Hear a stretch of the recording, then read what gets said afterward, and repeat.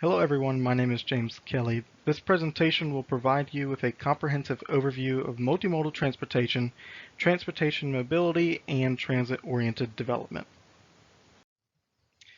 With respect to multimodal transportation, I will cover both world and North Carolina perspectives, discuss the multimodal transportation planning process, as well as provide you with a practical example. Additionally, I will cover the topics of seamless mobility and mobility as a service, and then we will conclude with the socioeconomic improvements of transit-oriented development, and we will also examine TODs with respect to the City of Charlotte. There are 6 main categories of multimodal transportation. The first are our roadways, which are an assortment of both motorized and non-motorized forms of transportation. Rail transportation utilizes railway systems to effectively transport freight and passengers. Maritime transportation includes routes within oceanic waters, channels, lakes, and rivers. Next, our aviation transportation is frequently used for finance and tourism, which leans on long-distance mobility of people. Aviation also includes drones, which may be more commonly used in the future to transport deliveries on a local scale. Intermodal is like multimodal transportation since it comprises of 2 or more modes. The difference is that intermodal has multiple contracts instead of a single contract. Pipelines help distribute liquids such as oil, gas, and water, and telecommunications include fiber optic cables and phone networks that provide the instantaneous movement of information. Taking a look at the world, India's primary mode of transport is by road and accounts for 60% of the nation's transportation system. China and Europe are more dominant in maritime transportation, with each having 46% and 43% respectively contributed to each nation's transport system. The United States is dominant in rail transportation, with 48% accounting for the overall nation's transportation of freight and passengers. Even though aviation represents less than 1% of overall world trade by amount, it represents over 35% of overall world trade by value, and is highly desired for the transport of perishable goods. In fact, the pharmaceutical industry relies on air transport for its speed and efficiency in transporting high-value, time and temperature-sensitive cargo, such as vaccines.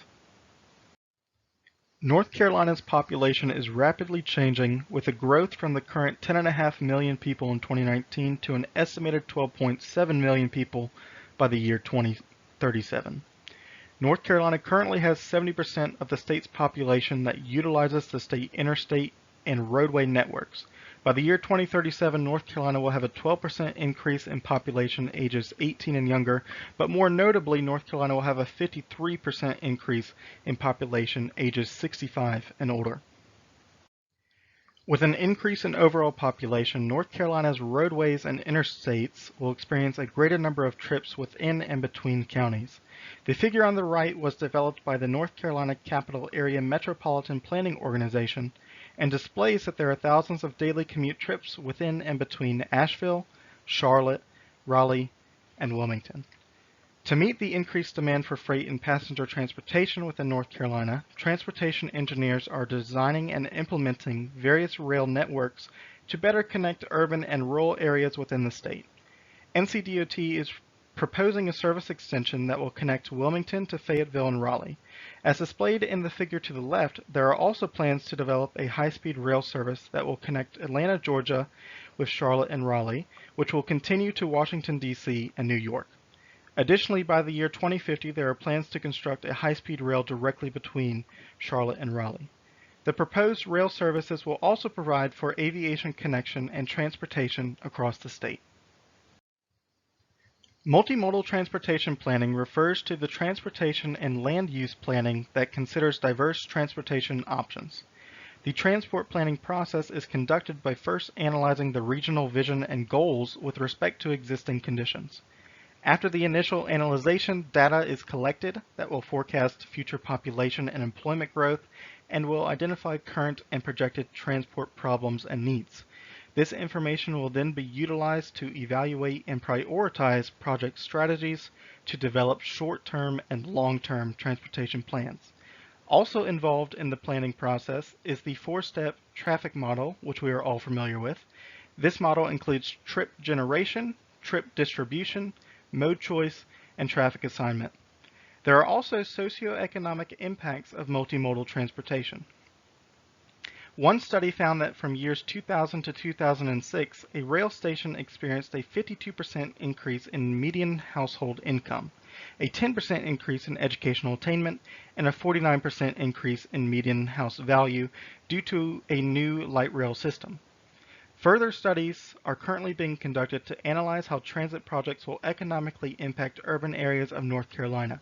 This research will ultimately provide us with a clear quantitative understanding of the extent of economic benefits and social externalities incurred by various transit projects throughout North Carolina. Ocracoke provides an example of the physical application of multimodal transportation. The Ocracoke Express is a new passenger ferry option that embarked on its maiden voyage in May of this year. The passenger ferry transports up to 149 passengers per trip between Hatteras and Ocracoke Village.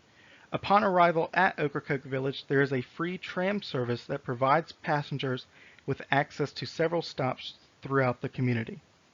Passengers are also presented with bicycle and golf cart options to aid in transportation around Ocracoke Village if they wish to travel beyond the walkable dining and shopping areas that surround the waterfront. Transportation mobility can be simplified into seamless mobility and mobility as a service. Seamless mobility provides users with the ability to remain connected while traveling throughout several networks. As displayed in the figure below, the Seamless Mobility platform consists of a route planner, mobile payments, and a vast information network. The route planner proposes routes for a trip and displays the nearest stop locations and venues. Mobile payments include the purchasing and validation of travel tickets, and the information network supports individual traveling decisions during and before transportation. This overall concept leads to how mobility can become a service. Mobility as a service utilizes a package where users pay a monthly fee for the service, which combines various transportation modes to offer mobility that is tailored to an individual basis. Mobility as a service offers a variety of packages to its users that include public transport, rentals, parking, taxis, and rideshares. Mobility as a service will inevitably decrease the need to own a car by ensuring a plethora of transport alternatives. Transit-oriented development aims to maximize access to public transportation through residential and commercial areas. TODs are typically located within a radius of a half mile from a transit station. The development standards will vary depending upon district as well as by state, but in North Carolina, some of the development standards include minimum density, maximum parking, and pedestrian orientation.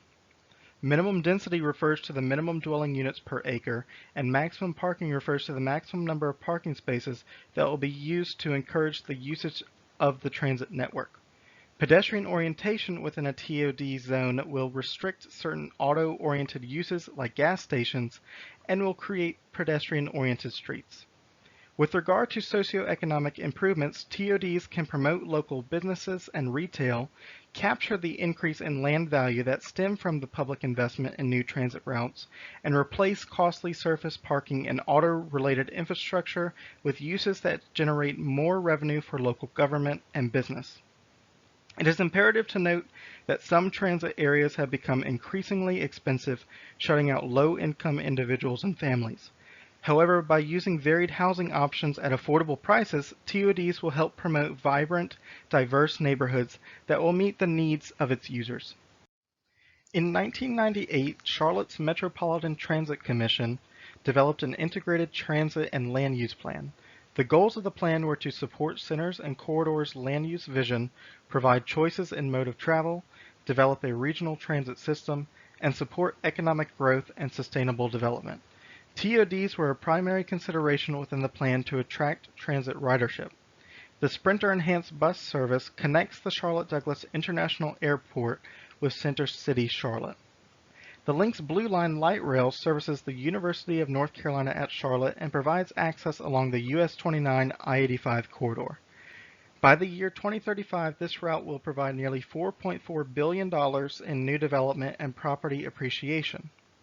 The CityLink's Gold Line streetcar will connect East and West Charlotte and is projected to introduce over 2,000 new small businesses. The Link's Red Line will connect various towns to Center City, Charlotte, and this commuter light rail service is projected to generate $5.4 billion in transit-oriented development by the year 2035. The Link's Silver Line will connect uptown Charlotte to surrounding counties. This project is currently in pre-development phase and is expected to be completed by the year 2030. Here's a full list of the references used for the report and presentation. If you have any questions or comments, please contact me via my North Carolina State University email. Also, I have provided a link in the video description below to the full report. Thank you for taking time to view this presentation.